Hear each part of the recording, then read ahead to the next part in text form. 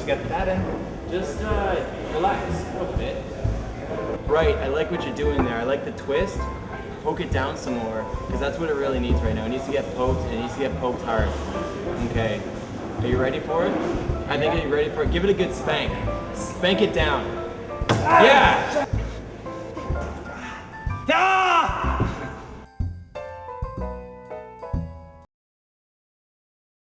For the past few weeks, rumors have been swirling around the Brock campus about the potential for a faculty strike.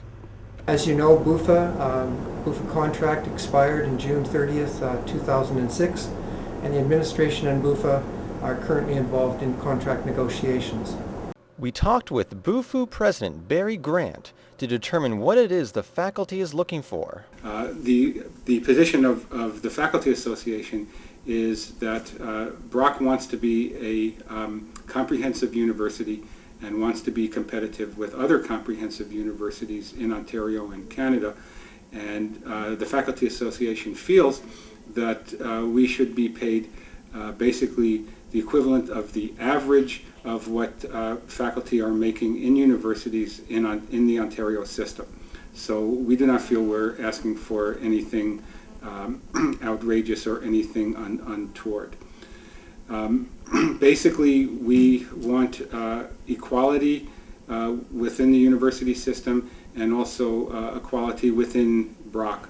There are some issues have to do with workload, for example, and there are different factors for differentiating workloads among different faculties at Brock. We would like to see equivalency, basically. So, for example, faculty take on supervised reading courses, directed reading courses, thesis supervision at the undergraduate and the graduate level, and they do this voluntarily in addition to their full course load. In some faculties, professors are given, it's factored into into workload, and in others it isn't. We feel that this should be consistent across the university. So what are both sides doing to avoid the strike? Next week, the negotiating committees will be meeting with a mediator, an experienced mediator by the name of Kevin Burkett, and we are hopeful that through Kevin Burkett and the sides will come to a negotiated settlement. Students seem to understand the reasons for a potential strike, but they are still concerned with the effects it will have on them. Well, I just hope it doesn't happen. I don't think it's really fair for the profs to cut them short or anything. But at the same time, I hope we don't really lose a semester. I understand to a degree why they are striking. There are certain issues that do need to be addressed, but as well I do have concerns about what that means for us. Mainly, do we lose a semester? When is it going to happen? If we do lose a semester, financially, what does that mean? Well, it's my last year, and I guess, to be honest, if I was in first year, being a little naive, it may have been like, oh, a strike, okay, who cares? But it's my last year, and I'm hoping to graduate next June, and a strike at this point really would affect me, and I don't know what would happen if they were to strike. Like, would we still be allowed to take exams? I don't know what will happen, so I'm really worried about it. So what could happen to students if a strike were to take place? A strike, of course, would have negative side effects for students, for faculty, and for the institution. Students will be disrupted in their studies. It would have to be determined how courses and classes would be made up, what would happen if a strike happened around exam time. All of these are issues that we would have to resolve. Hopefully for students, the disruption would be minimal and temporary, and eventually they would get their credit, even if it means extending the academic year for a certain amount of time, as has been done in other places. And I should clarify that we do have a meeting scheduled of the Faculty Association for the 25th, next Wednesday, and there is a motion already put forward that if significant progress has not been made in negotiations, then the faculty will hold a strike vote. But that means that first we would have to determine that significant progress has not been made. Hopefully we won't even have the strike vote because the mediator will help bring us closer together. If the mediator doesn't succeed in this and we're still far apart, we have a conciliator that's appointed by the provincial government who also will be coming on the 26th and the 31st. If the conciliator determines that the two sides are too far apart, that we cannot reach an agreement, the conciliator goes back to the minister and reports this. And after that report is put in the mail, we have to wait 17 days until we are in a legal strike position. So students should be assured that, at least for the time being, there won't be any disruption of classes and any strike. We've already settled on a number of issues, or probably more issues have been settled than are still outstanding. Stay tuned to Brock TV for more information.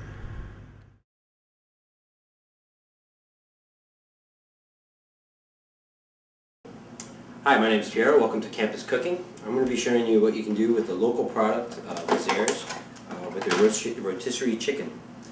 We're going to have 4 different dishes. We're going to have your soup, your chicken with rice and vegetables, a chicken salad with peppers and a little mixed green, and you're going to have a sandwich just with a little tomato bruschetta and a little bit of a mixed greens also. So what I'm going to do is I'm going to start off with the chicken. This one you can pick up at any grocery store, local grocery store. And what you can do is you'll notice that they always tie it up with a string so that the wings doesn't burn. Right? So it just pulls it right off. Comes off simply. I just grab any pair of scissors. Any scissors, like your mom's scissors or your roommate's scissors, whatever you like. And then what you're going to do is you're going to just spread the legs a little bit like that. Okay? And you'll come across the fact that there's a bone between that holds it together. So you're going to go along the left side of the backbone and you're just going to cut right through. Since it's cooked all the way through, you're not going to worry about it being raw or too tough, right? So then you're going to go on the right side of the backbone and do the exact same thing. All you do is you grab it here and you just pull it out, push it out, pull it out, and there you go. So what we do is we're going to cut the chicken into 4 to get 4 different meals. You use the white meat for sandwiches, white meat for your main dish, and then we're going to use a mix of dark and white meat for your salads, and then we're going to use a dark meat for your soup. So we'll start off with, I say let's start with the soup. So what I'm going to do is, dark meat is generally where the chicken leg is, in the back here. You want to cut off the wing. Some people do like it, that's fine. If not, just cut it off, throw it, discard it right there. And I like to cut it just, let's get this guy out of the way, and I just like to cut it just right where the wing bone falls into the supreme cut. This is where the wing starts growing out. I just cut that right off. You can reuse this, you can throw it in the oven and dry the heck out of it and hopefully get a good taste out of it. Me, I just throw it out. Then you come out with the cage part right here. What you do is just take your scissors, and you're going to just cut it right down the middle. And that's it. So now you have 1 chicken cut into 4. So what we'll start off with is the dark chicken. Let's just move this guy over here. The dark piece of the chicken, which is for your soups. If you don't like using your hands because the texture it's too slimy or whatnot, you can use a fork. But for your soup, what I would suggest doing is you just discard all the skin. Now you might have that one roommate that just loves eating the skin. You can save that for him, wrap it up, save for a rainy day, I guess, whatever. Then you have your dark meat. This should all just fall apart. You want to save all this meat here. This is all the flavor. And then what you do is just keep pulling off and pulling off. As we're doing this, what we're going to have is a minute rice. Here I have the finished product. So what I did basically was cook off the rice, which takes 5 minutes, equal parts rice and water, boil it off. Once it starts boiling, you cover it. And that's it. That's your rice. You can add seasonings to it. You can add garlic, butter, oil, Tabasco sauce, whatever you prefer. After you do that, you go and you saute off some of the vegetables. Sauteing means is a little bit of oil, add the vegetables, toss it a little bit, then add the rice that you already cooked off, your dark meat, you throw it right in there. Once that's getting simmering and cooking, you just add chicken broth. I'm sorry. Yeah, just chicken broth. This also comes as a no-name brand. I like the Campbell's, just personal preference. Or you can add a little of the chicken bouillon, which is chicken bouillon and water mixed together, and you can add that up, bring it to a boil, and you have an instant soup. It takes you no more than 5 minutes. And now I'm going to show you how to do a salad. The salad is very easy. What we do is we'll just take the second part of the dark meat, which is this one right here, with the leg, as you remember. Now, sometimes I like to cheat, and I like to steal a little bit of the white meat. So what I'm going to do is, with any standard knife, you're just going to go, and you're going to cut off a little bit of the white meat, right? We'll see this for our sandwich.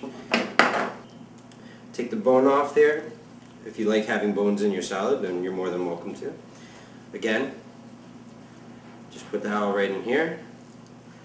Rip it up as much as you can. And there you go. That's the beginnings of your chicken salad. This is more a contemporary type salad. So what I did was I took a little bit of the pepper. So all you need is really is just a little sleeve, or as much as you want. Okay. Arrangement of colors if you like, if you want to get fancy, if you have a special person coming over. And all you do is you cut it any which way you like. You can cut it straight. You could cut it straight again and then do little dices. It's up to you again. It's your salad. So I like doing straight julienne. It's what it's called in the culinary world. You do straight julienne slices, right? And then you just toss it in whatever seasonings you find. Now, seasonings you can find at your local grocery store. Myself, I like, a lot of people will infuse and stuff like that. I'm not going to get that complicated. I take Montreal steak seasoning, a little bit of house dressing, a little bit of vegetable oil, just to give it a little more oil, and you come up with a nice little mix. So right here you'll see that I mix it up with a little bit of the Monterey Jack and salt and pepper. I like a little more salt and pepper than most do. And then I just took mixed greens. Now these mixed greens you'll find at your grocery store. I filled up this bag about 3/4 away, and it cost me $1.50 to show you an example of how cheap it is really. And we'll be using that for our sandwiches also. So that right there is your chicken salad. This is chicken soup with your chicken broth, frozen vegetables, and minute rice. Here you have your rotisserie salad, which is rotisserie chicken, julienne vegetables with a little bit of mixed greens underneath.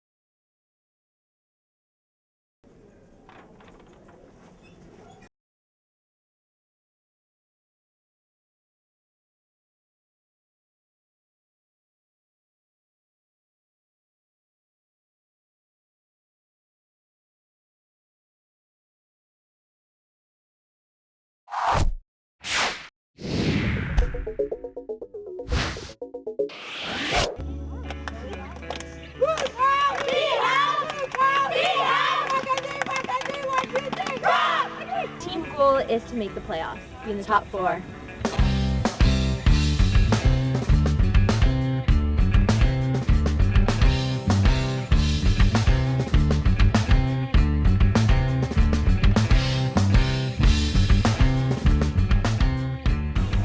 Our biggest competition is Laurier. It has been for about the past 4 years, and we're looking to dominate them this year. They were the OUA champs last year, and the year before, and the year before.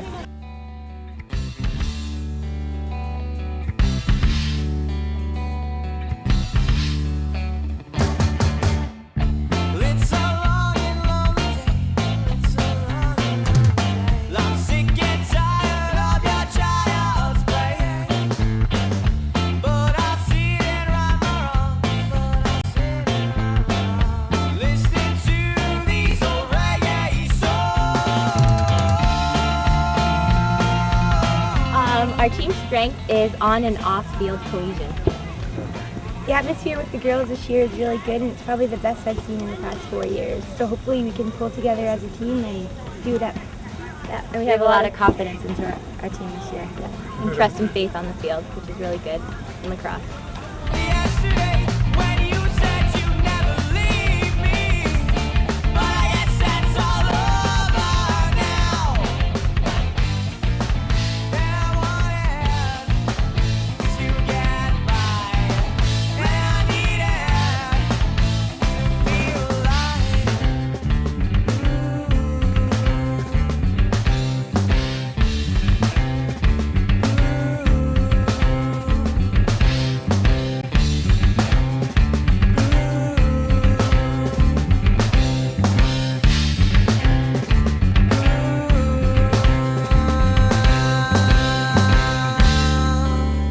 Yeah, bro.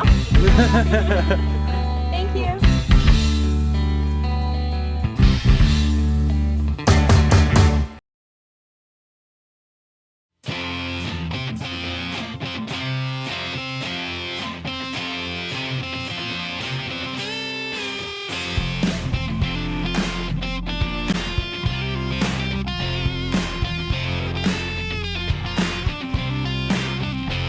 If you wanna chat, call me up. You needn't speak a word. Such love like this, and now you're gone, and now it seems absurd. Sometimes I hear you walk across the floor when nobody is home. Call it love, call it spite, call it whatever you want. I did it all for you, yeah, all for you. I did it all for you. Well, no one gave a damn. You took my hand and slowly walked me through